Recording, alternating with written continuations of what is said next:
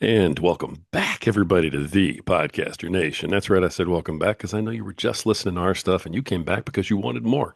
That's a fantastic decision, folks. You are brilliant, telling you right now, because we have a lot more for you. Now, why do we have so much more for you? Because this is the podcast that's about podcasters, it's for podcasters, and it's done by podcasters. And our guest today, amongst a lot of other things, which you can hear about later, is also, wait for it, a podcaster. You guys really are brilliant. You figured it out. Man, you cracked that code.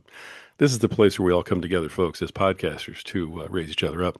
And this is the place where the rising tide raises all ships. So let's get sailing and bring in our guest today. We have with us today author, speaker, trainer, consultant on the warrior servant leader mindset. He is the author of the Warrior Servant Leader Life Behind the Badge, and his other book, When Warrior Servant Leader Life Behind the Cross. He also, and the reason he's here, of course, on the Podcaster Nation is because he's the host of the Warrior Servant Leader podcast. Folks, I think I've done everything I can do at this point. I'm going to have to turn it over to him. Please welcome to the show, Pat Welsh. How you doing, Pat? Roy, I'm doing great. Thanks for having me. Looking forward to it. It's going to be fun. Appreciate you very much. Now, Yeah. for folks who don't know, I've had the pleasure of meeting with you on two of my other podcasts, and you still agreed to come back for a third one, man. You're a glutton for punishment. Well, it's kind of like being a professional baseball player. If you're batting 300, you're doing pretty good. So There you go. There you go. All right. Well, you're completing your triple header, today with this. So, Pat, I tell you what, you've got an amazing story, or I wouldn't have had you on all these podcasts. But with all the things we have to talk about, just give everybody a little bit of an idea. Who is, Pat Welsh? What are you about? And, kind of what's your story, man? yeah. Thanks.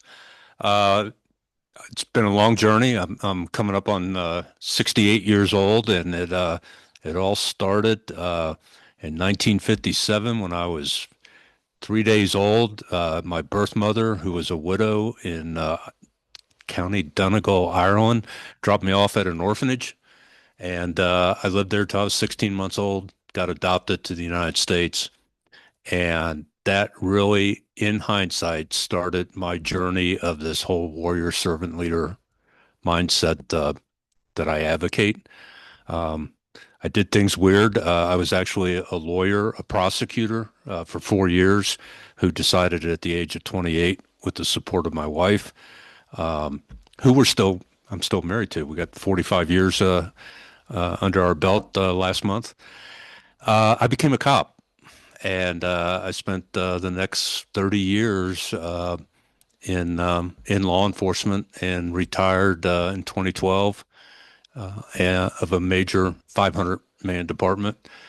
And instead of escaping from New York, I escaped from Ohio, and we moved to Colorado, and that's where I'm at now. And got into podcasting about 6 months ago, 7 months ago. Well, March, dropped my first episode March 3rd, 2025. Nice, nice. You're quoting an old movie, Escape from New York. We're Yeah, dating ourselves. A lot of yeah, listeners don't know what that is, so I love that. But yeah, no, you definitely escaped out there. So yeah, I love that. You started the podcast. Now you've written a couple books. Okay, so you've been doing this sort of thing, putting yourself out there. The podcast was not your first effort at that. You've been doing this kind of thing for a while. Tell everybody a little bit about the books. What's each one about? What do you yeah, got? yeah. Well, the first book, Warrior Servant Leader: Life Behind the Badge, I had no intention of ever writing a book, uh, and especially about myself.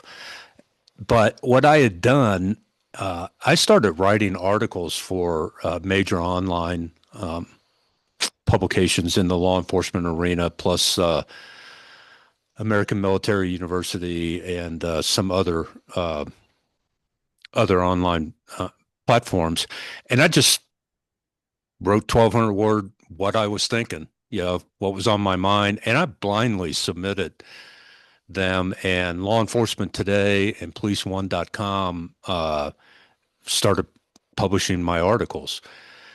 and they were more in the arena of opinion kind of stuff about current events and my experiences. And I probably wrote about 30 or 40 over a period of a couple of years. And in 2015, well, late 2014, early 2015, it struck me, man, I've got all the content for a book. So I took those 1,200 word online articles and expanded on them and edited and all that kind of stuff. Had some friends read it. Had an English professor at the University of Dayton go through the grammatical English part of it, and then I self-published on using Smashwords. Self-published the book, and in the first week, it was the top new release on Amazon. Wow, nice. Uh, so that was the first book. Second book I wrote in 2018, and that was Life Behind the Cross. It's more my faith journey and how, in hindsight, looking back at a lot of things, beginning with being in an orphanage and all that, how I missed a lot of times God working in my life, and that I was on the lazy river, kind of deal. I'm a cradle Catholic. Now I'm a very devout practicing Catholic. Before 2018 or 2015 ish, I was just kind of doing it because that's the way I was raised. But there were things that happened. 2004, my wife was diagnosed with ovarian cancer. We went through literally a miraculous healing. I document that in the book. In 2010, our youngest son died serving overseas in the military. I document that in the book and talk about that faith journey. And then again, because I had learned how to use Smashwords, I self-published that book, and it did relatively well. And then in 2024, I'm looking back, I'm going, man, I've written some books, I've written a lot of articles, I'm on the training and national training circuit, I've taught thousands and thousands of military and civilian law enforcement. And all of it has been wrapped into these years of developing and writing about the warrior servant leader mindset. I go, man, I got the gift of gab. I'm 100% Irish. I can talk all day long. And let's try this podcast world. And I had no idea what to do. I mean, I was just like, I hate technology. Uh, yeah, I just like, I'm a pen and paper kind of guy. And so with that in mind, hey, let's just jump in the deep end. So I did. And here I am 7 months later. And I just checked my analytics from my episode that came out Tuesday. And we broke the 2,100 download mark in 7 months. I'm on 6 continents and 14 countries. Nice. So Nice. it's been a fun ride, and I'm looking forward to growing it even more. Nice. Nice. A lot of growth in a short time. That's really great. Good Yeah, for you. thank you. You're talking about some cool topics, though. I've had a chance to listen to your podcast several times, and it's funny because whenever I prepare for an interview, I do all I try and read an excerpt from the book. I listen to the podcast and just to remind myself about stuff. And this is the third time I've had you on, so I think I've listened to most of your podcast at this point, which is great. But you on the podcast itself, you have guests, things that you bring on. Mhm. Tell everybody who has not heard it before, what's the podcast about? What kind of stuff do you cover and who do you bring on there? When I first started it, my concept was I was dropping them on Tuesdays, and I called it Taco Tuesday. Take action, crush obstacles, and uh, and I didn't do this blindly. I mean, I'd spent 3 or 4 months with a mentor in learning the process and all sorts of things. And he finally goes, "Hey, Pat, everybody knows it's about Taco Tuesday. You don't have to do an intro that says, 'Hey, welcome back to Taco Tuesday.'" He goes, "You got 5 seconds. Just dive in and get out there of what are you going to talk about?" And so that's the gist of it is literally taking action and crushing obstacles that you face in your daily life, whether it's personal, professional, your faith life, your family life. And I try to spend some quality time of sharing either through guests or monologues, some insight on how you can face these challenges and not just survive, but thrive in a life that you want. Nice. Nice. And from what I've been able to gather, a lot of this is drawn on your own personal experiences, insights, stories, things like that. Oh yeah, yeah. And storytelling is a great way to share a message. And I told you this before. People hear in stereo, they remember in video, and they think in questions.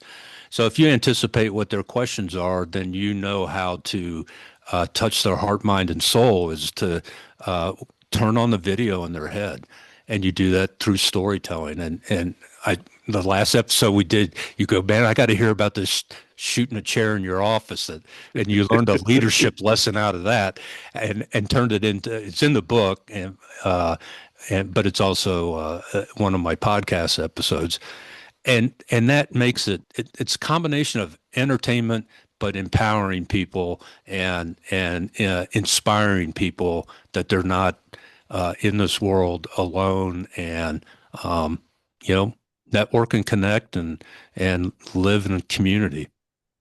All right. Well, you let the cat out of the bag now. Okay. Because I was gonna lead into, do you have a story or two you want to share with us? Because one of the things here, obviously we want to talk about the podcast and stuff, but I want people to kind of get an idea of who they'd be listening to, because if they don't care about the guy doing the talking, they're not gonna, care to sit there and listen. But you are a great storyteller, man. I mean, you really are. And this is the third time I've had you on. So, do you want to tell that story about shooting the chair? Or is there another one that maybe we haven't heard yet you want to put out there? I'll leave it to you. And if you want to tell that story, great. If not, they can go listen to your podcast, catch up to it. I mean, don't want to Yeah, give the secret sauce away. it uh, uh, it wasn't funny when it happened, um, and I couldn't hear it for like 3 days.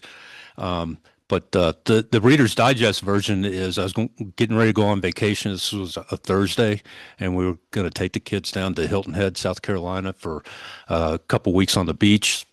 And I never carried my off-duty weapon with me. I always carried my full-size duty-issued Glock. I was a commander of a district, and my off-duty gun was locked in my closet. And I had a pretty decent-sized office. I have what do you call it? A conference table. I had like 10 chairs around it, and I had two guest chairs at my desk, and then my chair. And so on Thursday afternoon, it's like 4 o'clock. I'm like, you know what? I'm going to take my baby Glock on vacation. I had a belly pack I could put it in at home instead of driving down there with my full size Glock. And so I unlocked the closet and reached up on the shelf, and because it was above my head, and I grabbed the gun, and then left hand I grabbed the magazine, and then I'm like, oh, where's the round? It's not on the shelf. The round I racked out. Yeah, so, uh, and I went on total autopilot. And so I had the mag in my hand. So I'm going, I left a round in the chamber. So I racked that round out. Now I got the mag in my hand. I got the racked out round. And this is why I go on autopilot. I just cocked the gun, pointed in a safe direction to disengage it, and pulled the trigger, and boom. It was, I mean, I couldn't, my ears were ringing for 3 days. I had a cinder block walls, it wasn't plaster and drywall. And I found out afterwards. So I had two doors into my office. One went out to the secretary's area in the general public. Thank God there was nobody in general public out there, but my secretary just like sat frozen, didn't know what to do. One of my sergeants, the other door led to a hallway of sergeants' offices and the roll call room and locker rooms and all that kind of stuff. So he pokes his head around, and I know he had his hand on his pistol because he's like, what the hell just happened? Did the lieutenant kill himself? So he you know, peeks around the corner. He goes, "Hey, boss, you okay?" And I go, "Yeah, accidental discharge." And so he came in, and so I had to call my boss, which was a major. We didn't have captains. So I called my boss and told him, what happened. And he goes, "Well, call IA and internal affairs." And I go, "Aren't you supposed to do that?" He goes, "I'm not the one that pulled the trigger. You call him." So, so I called internal affairs. They sent a detective out, and I'm going to get a written reprimand, which I deserve. It was really boneheaded. It turned out there was already a mag in the gun. The one I took off the shelf, that was the spare mag. But just total autopilot. I just wasn't thinking. So none of that was funny. However, the next day, I park in the where the officers and stuff park, not out front. I had a spot, out front where the public could park, but I parked my car with the troops, and I come through the roll call room, past the sergeants. I get to my office, and taped on the wall next to my office door was this typed message that said, if the lieutenant calls you into the office and invites you to have a seat, politely decline and remain standing. And I thought, okay, that's cute. And it's typed, so I couldn't figure out whose handwriting it would be. So I unlock my office and I go in. All 10 chairs around the conference table, the 2 guest chairs and my chair, all have a bullseye target taped to it. And so yeah, I'm like you. It's like, okay, I got a little chuckle. That's funny. Uh, and then I walked over to my desk, and on my desk there's this, like, I don't know if your mom or your grandma had a clear plastic recipe box. And so there, one of those is sitting on my desk, filled with ashes from somebody's fireplace, and a typed 3x5 card that said, "Here lie the remains of the chair executed by Lieutenant Welsh," and they put the date. And then next to that was a dart gun with 2 darts, with a typed note that said, "Lieutenant, this might be safer for you to take on vacation with your family." So it was all really funny until it then hit me. Who the hell has keys to my office? And but I put this story in the book, and I talk about it when I'm on the training and speaking circuit, that I learned a very valuable lesson, leadership lesson, from this whole goat rodeo. And that was, I had intentionally tried to lead my guys and gals with this warrior servant leader mindset, and not about being a boss or a manager, but being a true leader, a person of influence and impact.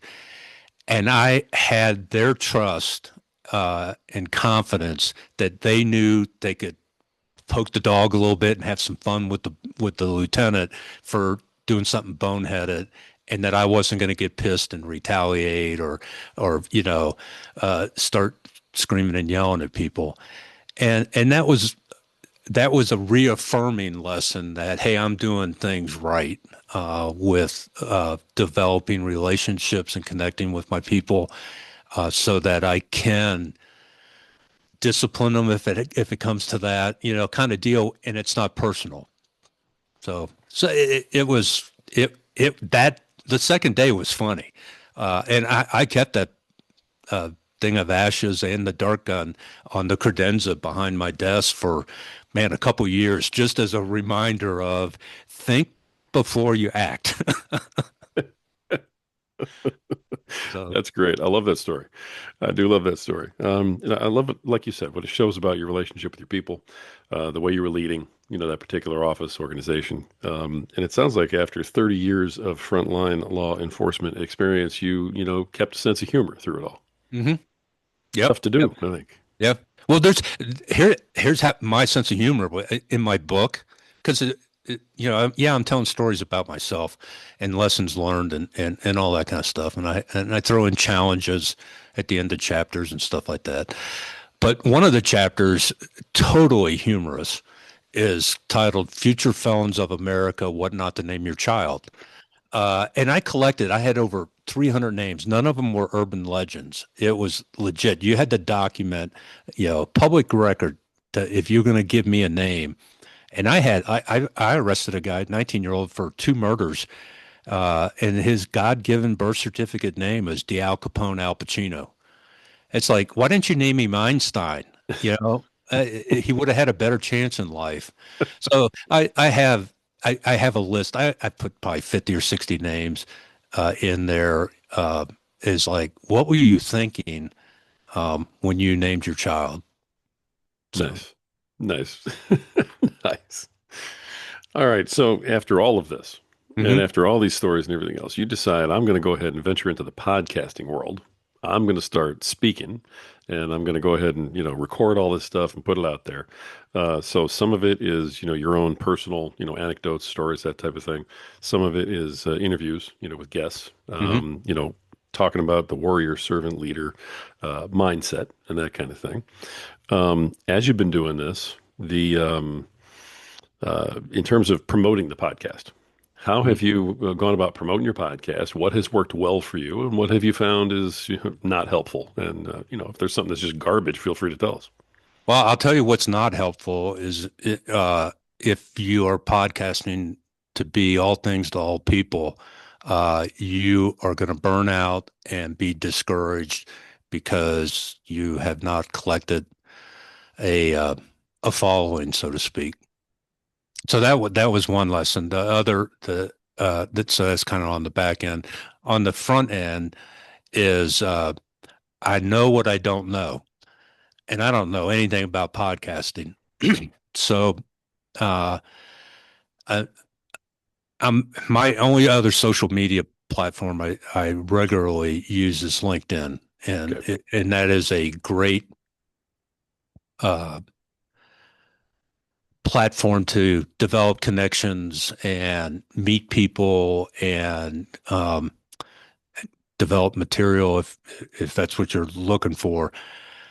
Uh, and on LinkedIn, I was connected with a guy named Tony Taylor, and he's a former firefighter, lives in Washington State, and he came highly recommended. I kind of did some research, and it's like, hey, this guy will get me because he was a first responder in the fire service area.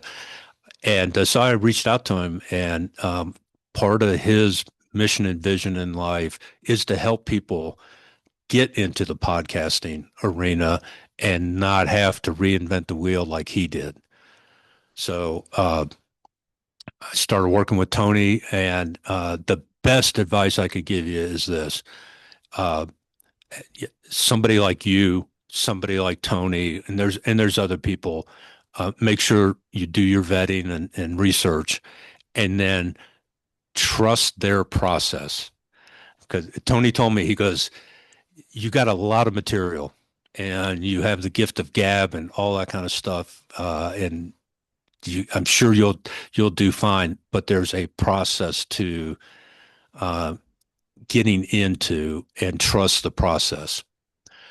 And like one of the things he said is before you ever drop an episode, record 6 or 7 episodes. So you got some in the can, so that if you're struggling with coming up with content or material or a guest or you're busy schedule traveling and all that, you have a go-to um, bucket that is already full. Hmm. And that was great advice. So those would be the positive things. Uh, and well, and on another, uh, literally sit down and write out um, why you want to be a podcaster and who's your target audience, and that will keep you focused, and you won't be running down rabbit holes. And it gives you consistency in your messaging. It gives you the discipline and the enthusiasm to record every week, or if you're going to do live stuff. And it makes it not a job, but a calling and a passion that you're excited about. Yeah, I love that. What's one of your favorite episodes that you've hosted? You don't have to name names if you don't want to. You can, to protect the innocent. We can Oh, always listen to your podcast if you want. But as you look back on the episodes you've done, the people you've interviewed, what's one of your favorite interviews that kind of stands out?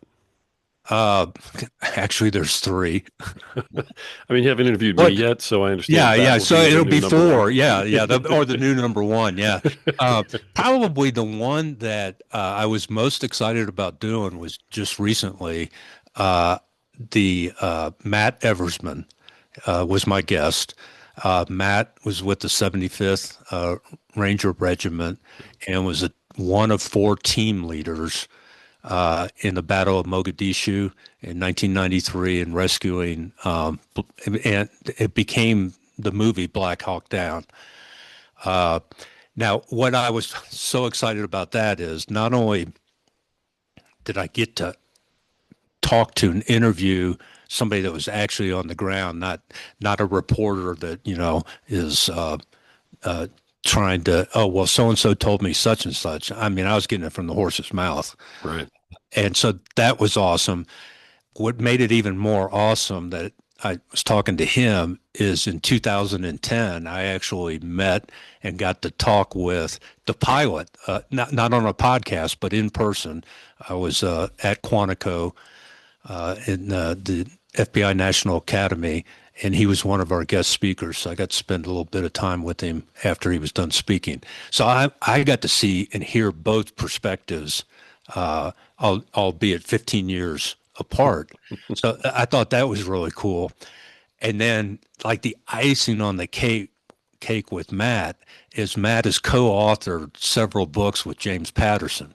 And how I first met Matt was someone recommended either to Matt or Patterson, gave him my name and contact, and because they were writing a book called Walk the Blue Line, and it was the stories told by first responder cops of during their career.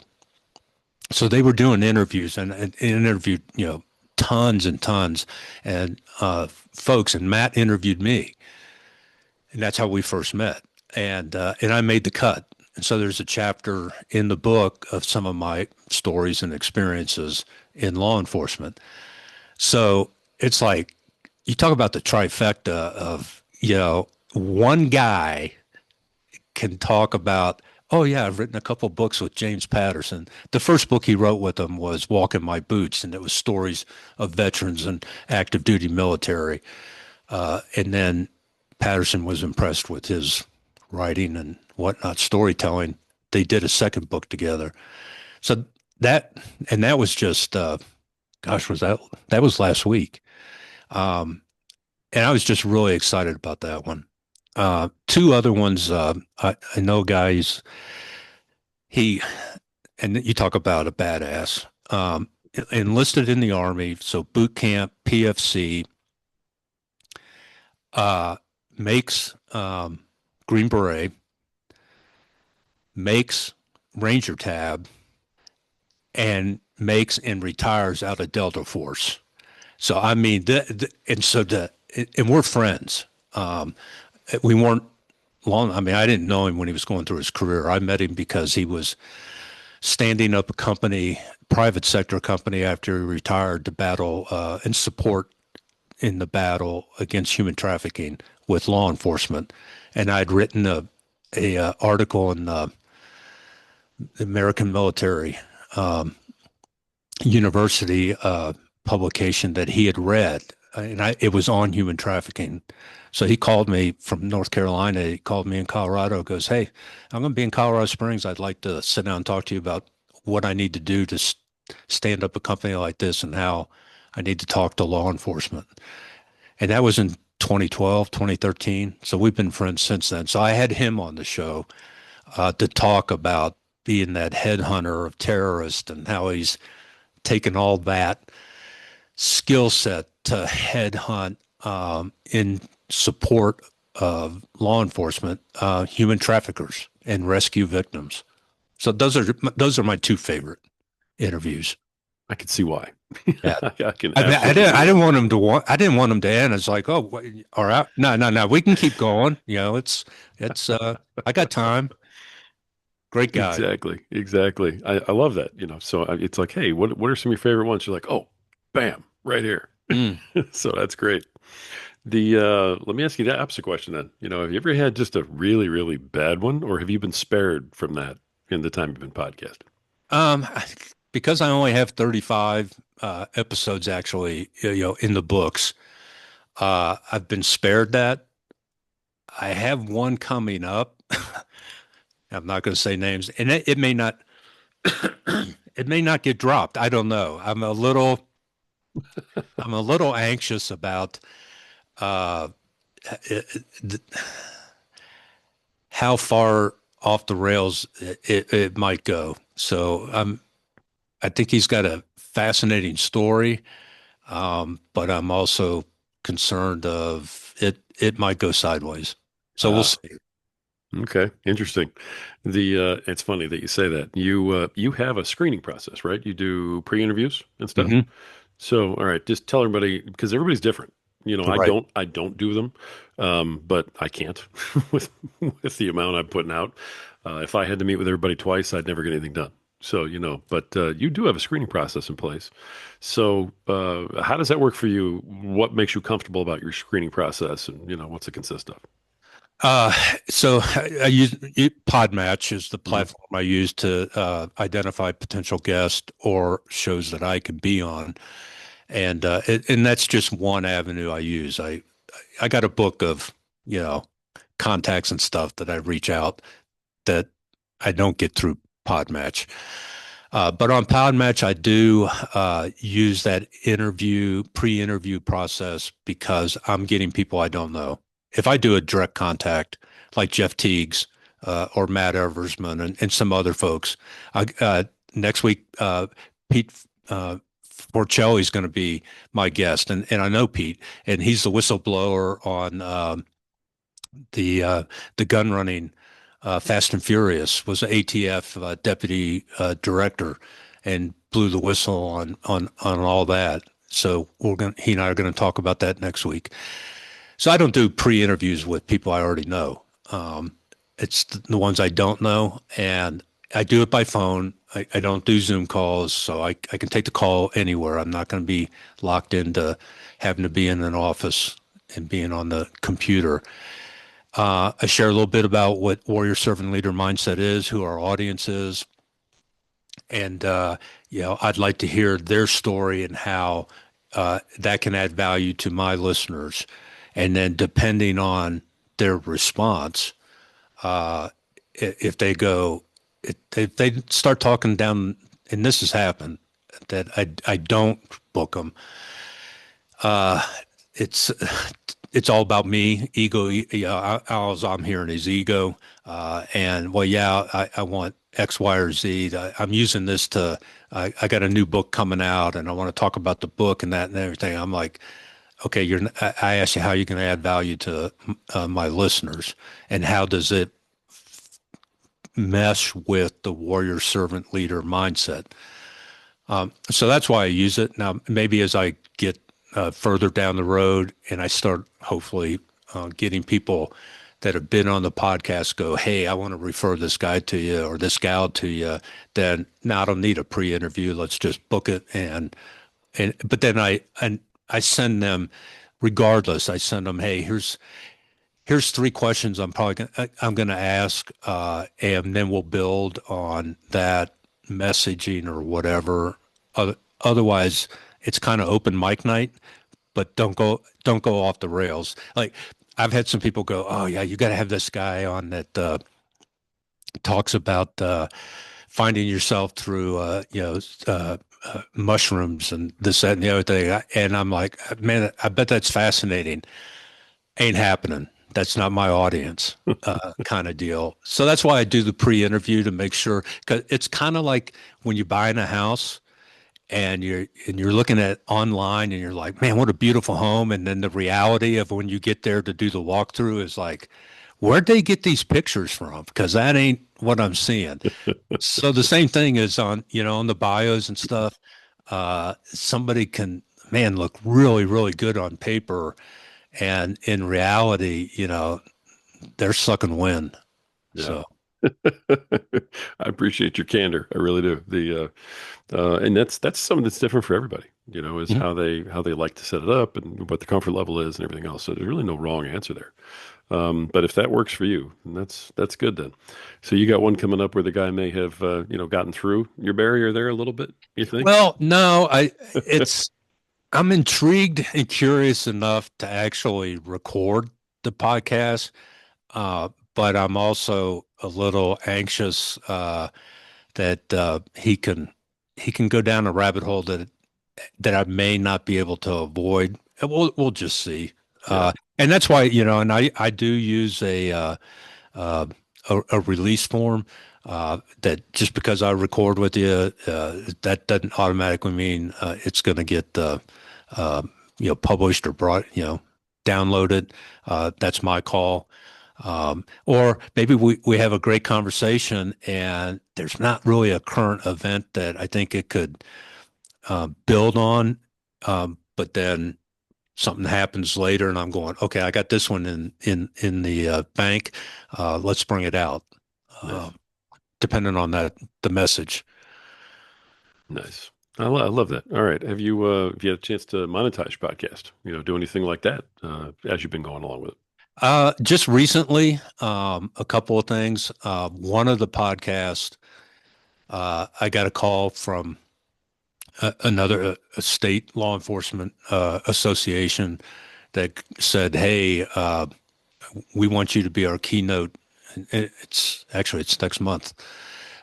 Be open our week-long conference with a 3-hour all-session attendee, not a keynote speech, but a keynote training event. And my podcast was called "Stop the Bleed and Start to Lead." And it was directed at law enforcement executives with respect to hiring and retention and all that kind of stuff in manpower and from a leadership standpoint. And the guy goes, "Hey, I heard that podcast and I talked to the director of our association and he says, book him to be our keynote." So that was kind of cool. And then since I did jump on the board with uh, Podmatch, and if you are a podcaster and you're hosting, uh, it's it's beer money, but it's 25 to $32 an episode that everybody goes through everything and I give a feedback on the guest going, hey, if it's good or bad or indifferent, and the guest does actually, you know what I'm talking about, going online and doing um, an after action report kind of thing. And everybody goes through all the steps. Then you, as the podcast host and a member of the Pod Match community, get 25 to 30, some 32, $36, whatever it is. Um, so um, th- it's it's kind of like going to Costco and buying the $4 chicken. It's a lost lead kind of in a way for Costco, and $25 for an hour podcast interview is chump change, but you're building your credentials, you're building relationships and networking with people, and that guest is going to go tell somebody else that wants to build their mission and vision. Hey, get a hold of Pat Welsh. He's a great podcast host. So it's giving back and building relationships. Not that you're not going to get rich by doing 1 hour podcast. If that's why you're getting in it, you're going to be sorely disappointed. But if you're using it in a bigger picture of a multifaceted, like, and you and I have talked about the TEDx and the speaking and building a speaking business, but it is connected to your podcast world as well.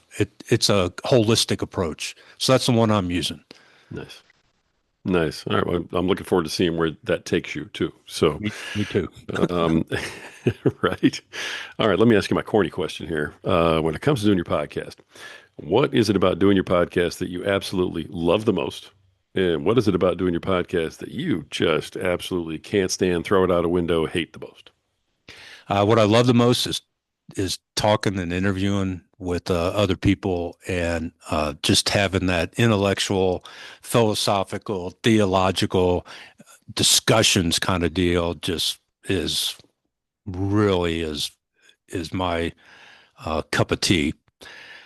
What I absolutely hate is all these wires and technology and marketing.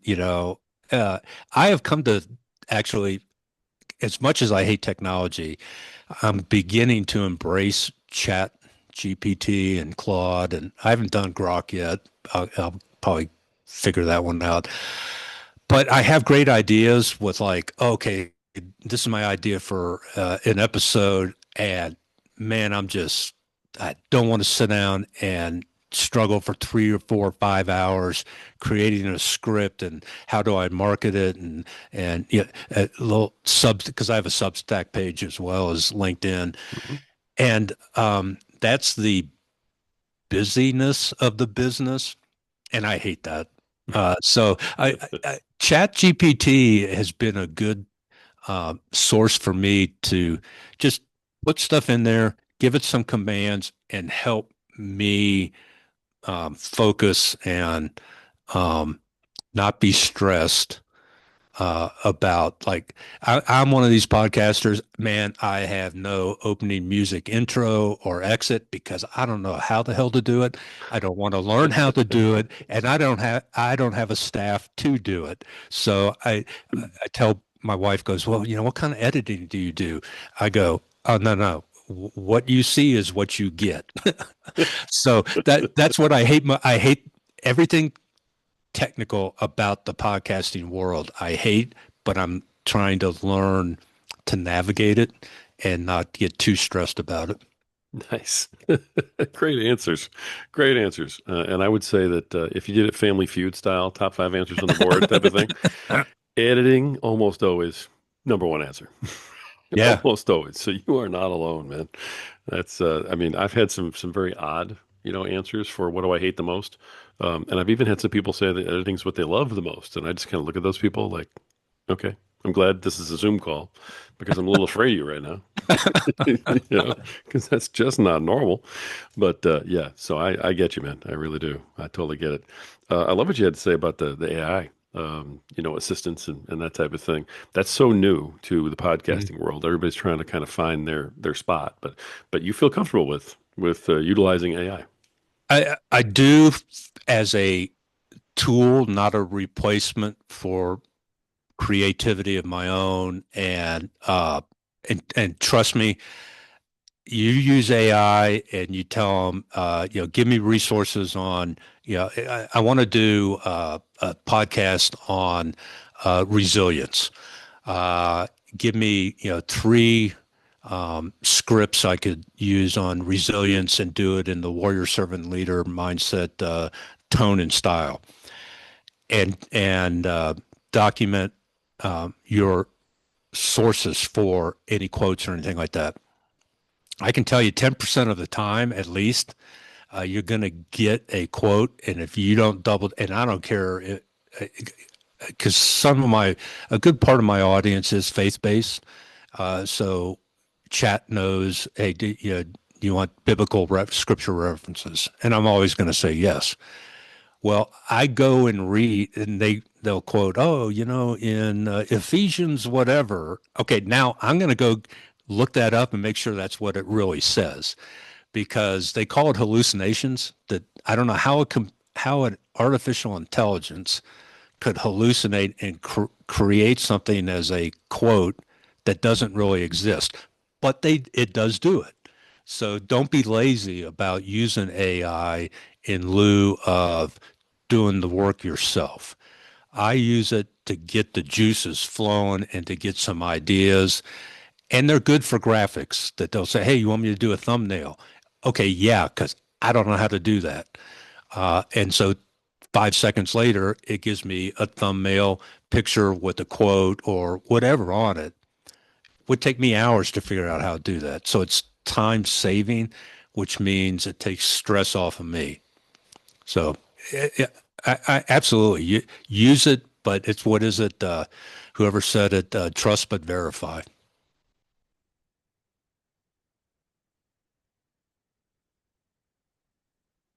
And this is why I don't edit, because then when I have my mute on, I start talking. Yeah, I thought it was my end. No, man, I do that once in a while just because, I want to make sure when I have noise in the background, I want to make sure it's not impeding you. So I'll hit the mute and then I'll forget it's on because I'm just listening to you so intently that I'm like forgetting it. I wish my kids would have done that growing up. Right. I know. Teach mine. Exactly. But no, anyway. So, I love that about the AI. We could do a whole other episode, is what I was saying, on, you know, Chat GPT, especially making things up Hmm. and saying, "Oh, here's this," and we all just go, "Oh, okay," and they are kind of re-educating people about the Bible. But we'll deal with that in another whole episode because Hmm. otherwise we'd go way off the rails for today. So, but yeah, I appreciate you sharing that, and what you're doing. As we kind of bring this, to a close, I still got one more question for you. But before we hit that, tell everybody how they can reach you, how they can find all your stuff, podcast, books, whatever you got. Yeah, Do it the way you do. I'm on Amazon, so if you just Google, go on Amazon, just string together Warrior Servant Leader, my books ought to pop up first. There you Uh, go. on LinkedIn, it's Pat Welsh JD. Substack, it's also Pat Welsh, and not Pat Welsh, the female garden botanist or whatever. I found that out once. Uh, so yeah, and then the Warrior Servant Leader podcast.com. I mean, that's the probably the easiest way to get to me. My calendar's on there and my contact info's on there. So, and it's the Warrior Servant Leader podcast.com. And all our episodes are archived there. So, uh, probably the best one is that has the highest downloads is Quit Trying to Find Yourself. And it's an interesting um, episode of quit trying to find yourself. You're not lost. Uh, so yeah, Excellent. Excellent. I love it. And all right, for our last question, and I try to have this be the last question for everybody whenever they come on here. And I do appreciate you completing the trifecta and going through, three of my podcasts. So not everybody makes it that far, man. I mean, so, congratulations. That's really cool. But, as we kind of round things up, you've been given a lot of advice today throughout the entire episode. And I know that people are hearing that, they're appreciating it.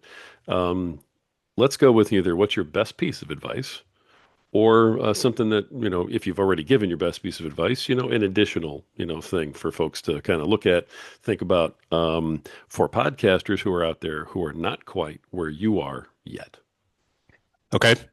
And this is a direct quote from a 15-year-old who's now a saint.